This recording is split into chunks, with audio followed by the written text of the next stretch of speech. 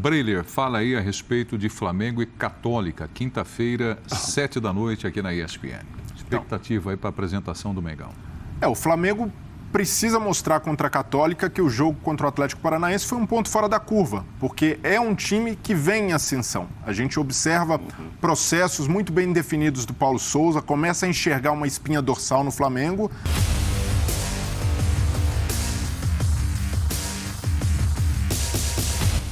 Salve, salve nação, saudações! Sejam bem-vindos a mais um vídeo top do canal. Para você que perdeu linha de passe de sábado, estou trazendo agora o linha de passe de domingo falando de Flamengo. O que será que eles vão falar do Mengão? Já quero convidar você a assistir o vídeo, não pula nada, assista até o final, assim você estará ajudando bastante o nosso canal. Quero pedir carecidamente o seu like, a sua inscrição aqui no nosso canal. Seja bem-vindo, irmão, tamo juntos. É nóis! Quero dar os créditos de vídeo para o canal ESPN Brasil, link aqui na descrição do vídeo como créditos. Galera, no final tem uma surpresa aqui, hein? É isso aí, assista o vídeo até o final, tem uma surpresa aqui de um lance polêmico e vocês vão ficar de cara, velho. Como que a arbitragem no Brasil é tendenciosa? Por quê? Qual o motivo? Não estou falando do lance do Isla, é outro lance, hein, galera? Assista o vídeo até o final. E vamos falar sobre isso aqui também, valeu? Simbora!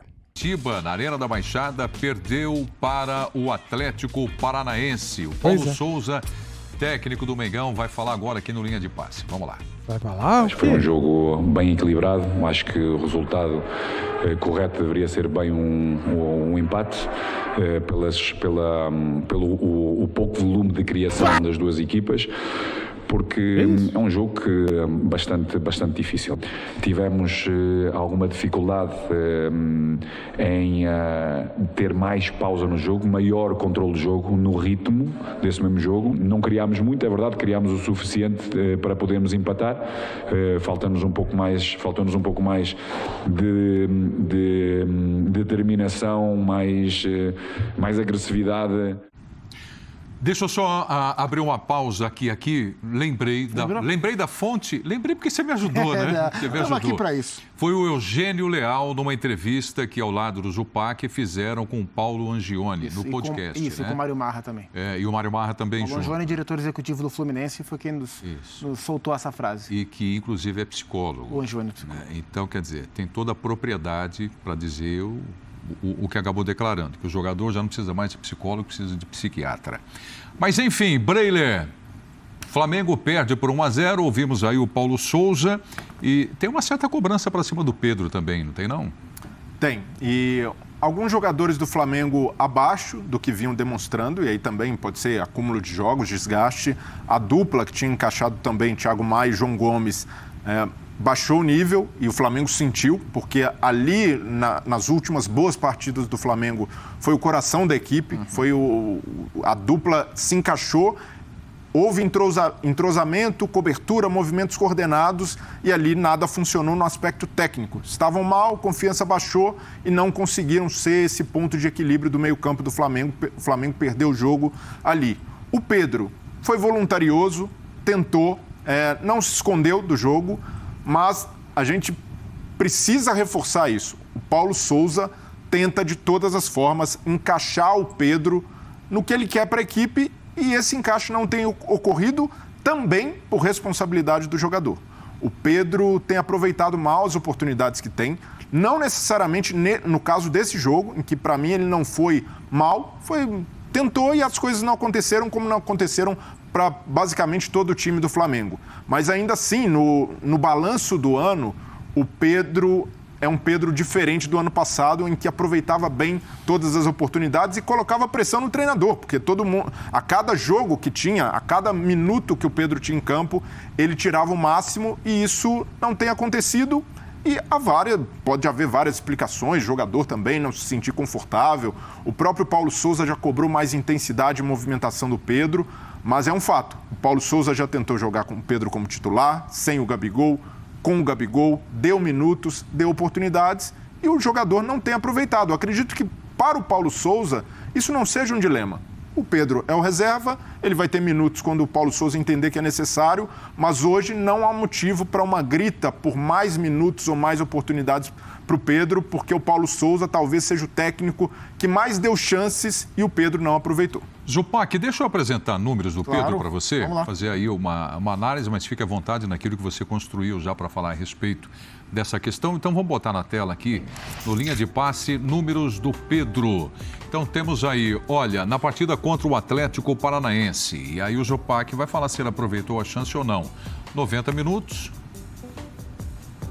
3 finalizações, uma certa, 2 chances criadas, 6 ações na área rival e 6 duelos vencidos. Terceiro jogo completo do Pedro com a camisa do Flamengo, Zupac. Na temporada 2022, o Pedro de fato não justifica a discussão que rendeu tanto nas últimas temporadas, né? E o que o Breler falou é interessante, porque pela primeira vez o Pedro começou a temporada quase que em igualdade de condições com os demais, né? Porque antes, quando quem começou a temporada era o Jorge Jesus como técnico e o Pedro havia sido recém-contratado, ele seria reserva, porque era aquele ano mágico, o Gabriel era o grande craque, ele não ia jogar. O outro início de temporada, que foi com o Rogério Ceni, o Flamengo havia acabado de ser campeão brasileiro, o Gabriel já tinha o seu histórico no clube, o Rogério é um técnico brasileiro que vive isso de perto e o Pedro brigaria pela posição, mas com status de reserva. Dessa vez... E com o Rogério não jogava junto. Não jogava junto, e está explicado por quê, porque é difícil jogar junto. Vem esse ano, vem um técnico de fora, sem vícios do futebol brasileiro.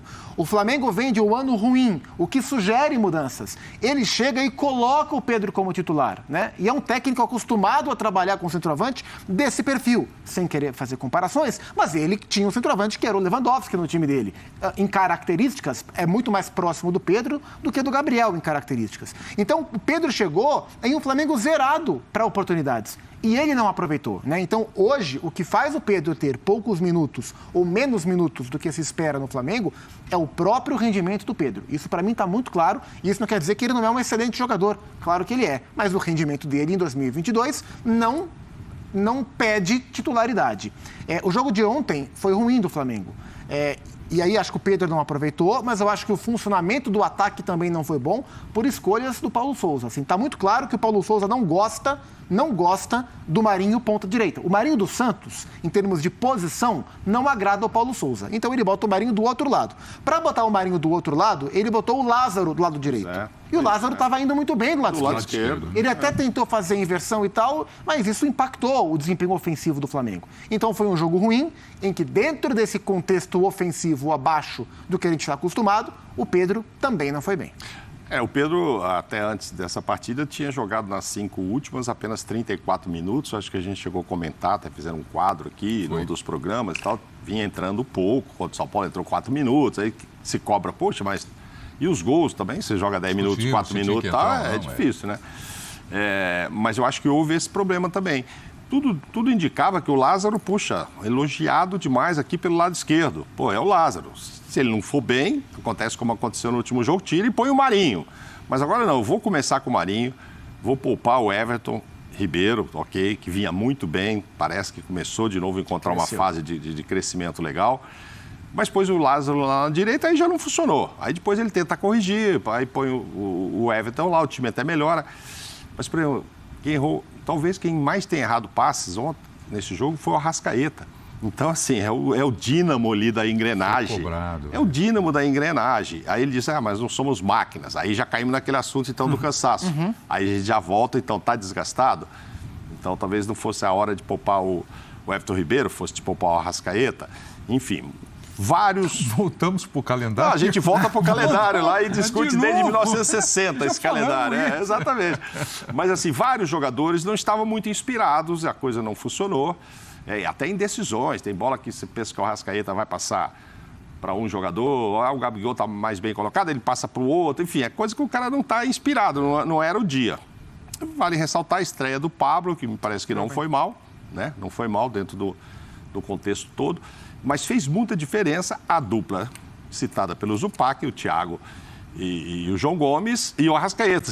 Com esses 3 não inspirados por ali, A coisa, né, que o Flamengo é inspirador quando está tudo bem do meio para frente. Atrás, ele vai ter que resolver ainda, o Paulo Souza vai ver. Agora entrando o Pablo, sabe-se lá se volta o Rodrigo. Vai jogar com 3 zagueiros, Davi Luiz, Pablo e Rodrigo. Aí cai fora quem? E o Arão, né? Aí o Arão vai Porque pro banco. com o Thiago Maia e o João Gomes crescendo, embora não tenham ido bem O Arão ontem, iria pro banco. O Arão vai pro banco, Então. um deles vai pro banco, ou o Arão briga para ser titular da zaga, né? Então são questões que Ele vai querer brigar ali no meio, eu acho, né? Porque se ele tiver time, o Pablo, Rodrigo e Davi Luiz, Davi também deu uma melhorada, não estava tão bem. E tem o Felipe Luiz também, né? E tem o Felipe, tem muita gente. Eu acho que o problema do Flamengo para o Paulo é arrumar de trás para frente, porque do meio para frente estava indo muito bem. Mas nesse jogo, todos aqueles que iam bem, foram bem nos jogos anteriores, não estavam inspirados, mas vale essa ressalta dele inverter o Lázaro de novo, que estava bem do lado de cá e pôr do lado de lá. 1 minuto para Breiler. Fala aí a respeito de Flamengo e Católica, quinta-feira, 7 da noite aqui na ESPN. Expectativa aí para a apresentação do Mengão.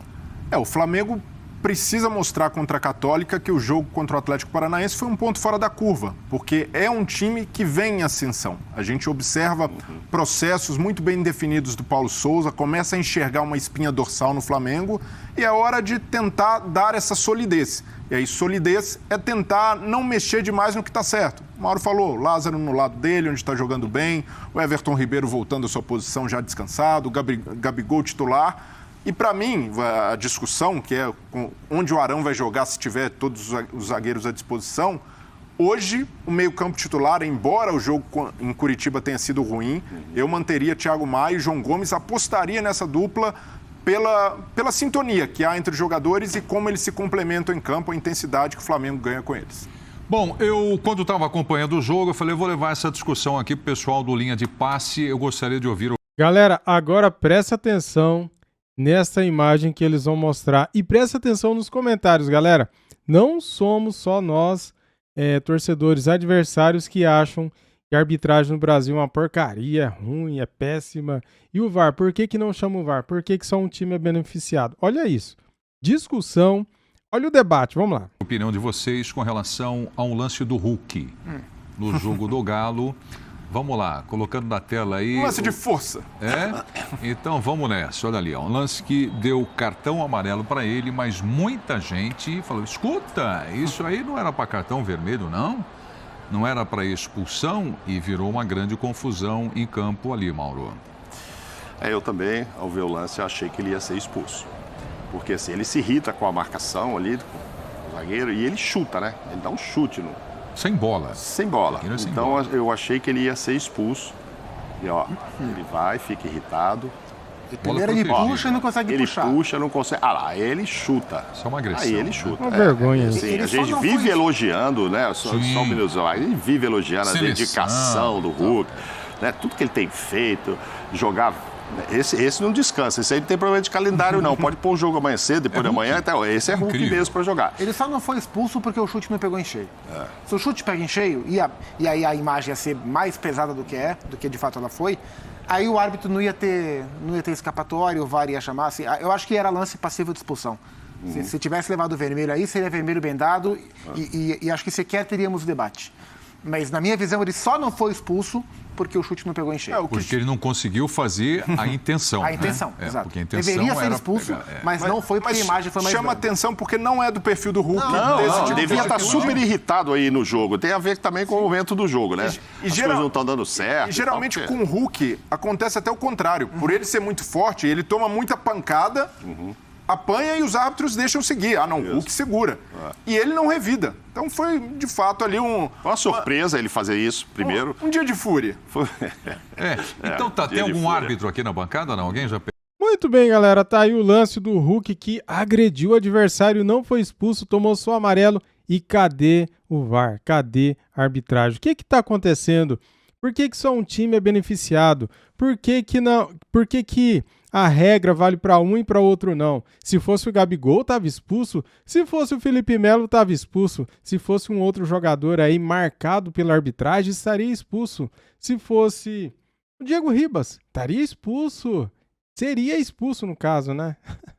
Cara, é impressionante. Ó, parabéns à arbitragem brasileira. Vocês são uma vergonha. É isso aí. Vocês merecem esse tipo de elogio? Vergonha. Vocês são uma vergonha, porque vocês não têm a regra clara para todo mundo. Vocês põem a regra para um time e para outro não. Por muito menos, cara, eu já vi jogadores serem expulsos, né? Agora, por que eu trouxe isso aqui? Porque eu quero. Porque eu quis trazer isso aqui, porque eu acho que a gente tem que escancarar aqui no YouTube a ruindade da arbitragem brasileira. É por isso. Só por isso, porque eu quero, porque eu quis e tá aí. Tenho certeza que você, flamenguista, gostou de ver o meu protesto aqui. Eu acho que sim, né? E aí, comente aqui, gostou ou não? Muito obrigado, cara. Cara, falando de Flamengo agora, o Flamengo decepcionou. Ontem foi um jogo ruim, né, da parte do Flamengo. O Paulo Souza errou pra caramba, cara, começando com a escalação do ataque. Marinho pela esquerda de novo, hein? E Lázaro, que joga bem pela esquerda, na direita. Pra que inventar? Pra que fazer isso? Há necessidade. Não é muito inteligente fazer um negócio desse, cara. Pra que fazer isso, velho? É igual eu. Se colocar eu pra dirigir um carro lá na Inglaterra, com um volante, do outro lado, cara, eu vou bater o carro, eu não sei dirigir. Eu vou ter que aprender a dirigir com o volante do outro lado, com a embreagem, com o freio. Eu nem sei como que é a embreagem e freio desses carros que tem o volante, no caso, do lado do passageiro. Se colocar eu para dirigir um carro desse, o que vai acontecer? Eu vou bater o carro. Então, eu acho que o Paulo Souza, cara, é muito teimoso, tem que parar de fazer esse tipo de coisa. Isso beira ser ridículo, amadorismo. Cara, eu não tô aqui pedindo a cabeça do cara, mas a gente tem que criticar na hora que tem que criticar. Meu, pelo amor de Deus, né? Não dá mais pra ficar inventando moda. Faz o feijão com arroz, o básico. Cara, se ele tivesse escalado o Marinho ali pela direita e o Lázaro pela esquerda, talvez, cara, as chances criadas de gol lá na frente teriam sido outras e a história poderia ter sido outra. Nem quero citar aqui o pênalti lá, que pra mim, eu continuo falando, pra mim não foi pênalti, ponto final. Beleza, galera? Muito obrigado a todos vocês aí que assistiram o vídeo, né? Muito obrigado a todos vocês que assistiram o vídeo. Ó, tamo juntos, valeu? Amanhã tem mais vídeo aqui no canal com mais notícias do nosso Mengão, valeu? Saudações rubro-negras e até o próximo vídeo. Fui!